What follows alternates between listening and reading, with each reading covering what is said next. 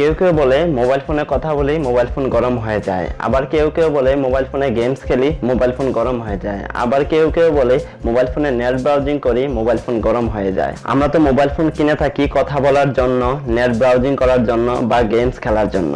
আজকে আপনাদেরকে জানাবো কেন আপনার হাতের স্মার্টফোনটি গরম হয়ে যায় এবং এর সমাধান কি, সম্পূর্ণ জানবেন আজকের ভিডিওতে। আমি মহিউদ্দিন, আপনারা দেখছেন আমার ইউটিউব চ্যানেল মহিন 24। চলুন 6 সেকেন্ডের ইন্ট্রোর পর ফিরে আসি।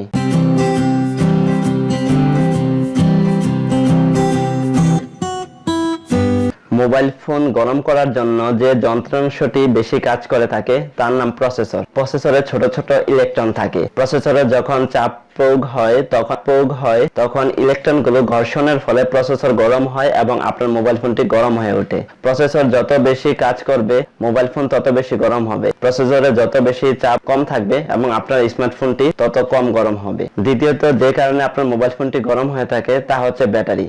ব্যাটারির কারণে আপনার মোবাইল ফোনটি গরম হয়ে থাকে। দিন দিন টেকনোলজি অনেক আপডেট হচ্ছে, সেই তুলনায় আপনার ব্যাটারিটি যদি উন্নত মানের না হয়ে থাকে তাহলে আপনার মোবাইল ফোন গরম হতে পারে। তৃতীয় যে কারণে আপনার মোবাইল ফোন গরম হয় তা হচ্ছে ভুল চার্জারের ব্যবহার। আমরা অনেকেই আমাদের মোবাইল ফোনের সাথের চার্জারটি দিয়ে মোবাইল ফোন চার্জ করি না। আমরা বাজার থেকে ফাস্ট চার্জিং চার্জার কিনে আনি, অথবা আমরা অন্য কোথাও বেড়াতে গেলে বা অন্য কোথাও গেলে আমাদের চার্জারটি আমরা নিয়ে যাই না, সেক্ষেত্রে অন্য ধরনের চার্জার দিয়ে আমরা মোবাইল ফোনটি চার্জ করে থাকি, যার কারণে মোবাইল ফোনটি গরম হয়ে থাকে। তারপর মোবাইল ফোন গরম হওয়ার জন্য যে বিষয়টি তা হচ্ছে দুর্বল নেটওয়ার্ক।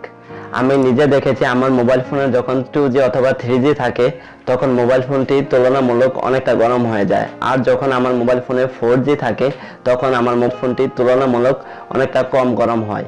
এর কারণ হচ্ছে আপনার দুর্বল নেটওয়ার্ককে ধরে রাখার জন্য আপনার মোবাইল ফোনের প্রসেসর অনেকটা কাজ করে থাকে, যার ফলে প্রসেসরে অনেকটা চাপ পড়ে এবং সেক্ষেত্রে আমার মোবাইল ফোনটি গরম হয়ে যায়। তারপর যে কারণে আপনার মোবাইল ফোনটি গরম হয় তা হচ্ছে অ্যাপ্লিকেশন ব্যবহার। আপনার মোবাইল ফোনে যদি ভারী কোনো অ্যাপ্লিকেশন রান থাকে বা ব্যাকগ্রাউন্ডে রান করা থাকে তাহলে আপনার মোবাইল ফোনটি গরম হতে থাকে।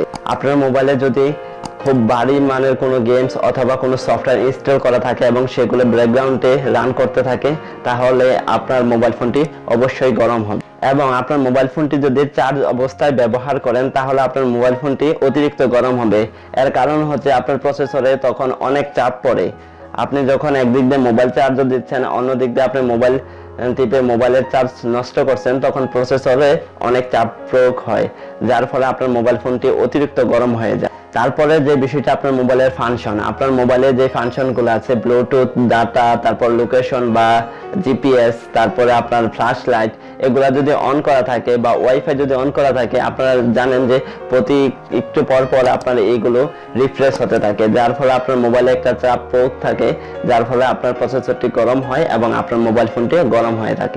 তারপরে যে বিষয়টি তা হচ্ছে আমরা যে মোবাইল ফোনের কভার ব্যবহার করি, অবশ্যই কভার ব্যবহার করব কেয়ারিং এর জন্য। সেক্ষেত্রে কোনো ভারী কভার ব্যবহার করা যাবে না, কারণ আপনার মোবাইল ফোনটি যখন গরম হয় তখন আপনার মোবাইল ফোনটি তাপ রোধ করার জন্য খোলা রাখতে হবে। সেক্ষেত্রে যদি একটি কভার দিয়ে আবদ্ধ করে রাখেন সেক্ষেত্রে তাপ বের হতে পারে না এবং আপনার মোবাইল ফোনটি অনেকক্ষণ গরম হয়ে থাকে। এখন আপনাদেরকে জানাবো কিভাবে আপনারা এই হাতের স্মার্টফোনটি গরম হওয়ার হাত থেকে রক্ষা করতে পারবে। প্রথমত আমরা আমাদের মোবাইল ফোনটির ব্যাটারি উন্নত মানের কিনা, কত এম্পিয়ারের ব্যাটারি সেটি যাচাই করে অবশ্যই মোবাইল ফোন কিনব।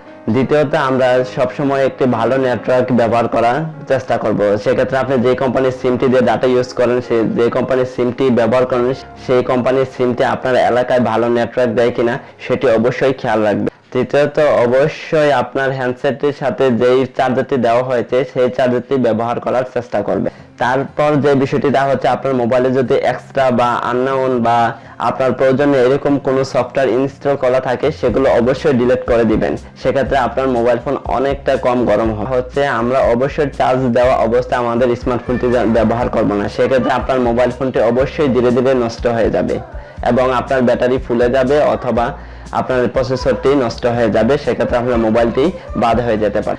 তারপর যে বিষয়টি আপনার মোবাইল ফোনের অপশনটি, আপনার মোবাইল ফোনের ডাটা, ওয়াইফাই এগুলো অবশ্যই অপ্রয়োজনে বন্ধ রাখুন। যখন আপনি ওয়াইফাই ব্যবহার করা বন্ধ করে দিবেন আপনার ওয়াইফাই বন্ধ রাখবেন এবং ব্লুটুথ অফ রাখবেন, এবং যখন আপনি নেট ব্রাউজিং করবেন না তখন আপনার ডাটা কানেকশন এবং জিপিএস এগুলো অবশ্যই বন্ধ রাখবেন। সেক্ষেত্রে আপনার মোবাইল ফোন অনেক ঠান্ডা থাকবে। আপনার ফোনের সাধারণ তাপমাত্রা হচ্ছে 21 থেকে 47 ডিগ্রি সেলসিয়াস তাপমাত্রা। আপনার ফোনটি যদি এর মধ্যে থাকে, একটু রেস্ট দিলে আপনার ফোনটি অটোমেটিক ঠান্ডা হয়ে যাবে। আর আপনার ফোনটি যদি অতিরিক্ত গরম হয়ে যায়, তাহলে আপনার মোবাইল ফোনটি একটু সুইচ অফ করে দেন অথবা রিস্টার্ট বাটনে রিস্টার্ট করে দেন, তাহলে আপনার মোবাইল ফোনটি ঠান্ডা থাকবে। আর অবশ্যই চেষ্টা করবেন আপনার মোবাইল ফোনটি রোদ্র থেকে দূরে রাখতে। আশা করি আপনাদের ভিডিওটি ভালো লেগেছে। ভিডিওটি যদি ভালো লাগে অবশ্যই লাইক করবেন। যারা আমার চ্যানেলে নতুন এসেছেন অবশ্যই সাবস্ক্রাইব করবেন। ধন্যবাদ সবাইকে।